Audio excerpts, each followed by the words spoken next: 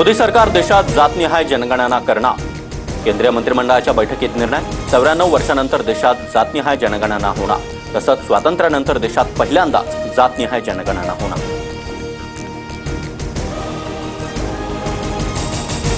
सायंकाळी 7 वाजता राहुल गांधींची पत्रकार परिषद। जातनिहाय जनगणनेसंदर्भात राहुल गांधींची पत्रकार परिषद होणार।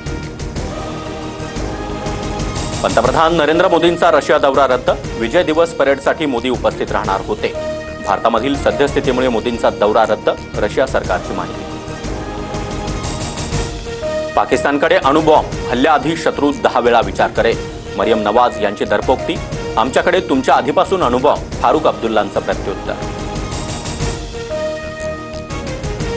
ठाकरे बंधू एकत्र येत असतील तर चांगलंच। ठाकरे बंधू एकत्र येण्याच्या चर्चेवर शरद पवार यांची प्रतिक्रिया।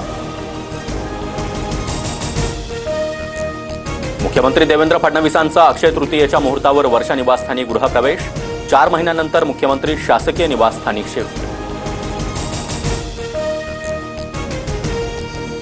29 ऑगस्टपासून मनोज जरांगेंचं मुंबईत आमरण उपोषण। मुंबईमध्ये गेल्याशिवाय पर्याय नाही, मनोज जरांगेंचं वक्तव्य। आयपीएस अधिकारी देवेन भारती मुंबईचे नवे पोलीस आयुक्त। देवेन भारती यांनी मुंबई पोलीस आयुक्त पदाचा पदभार स्वीकारला।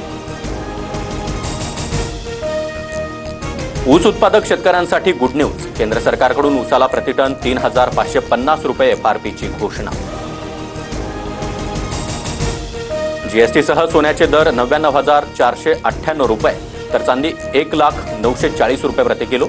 अक्षय तृतीयेला ग्राहकांच्या खिशाला मोठी कात्री।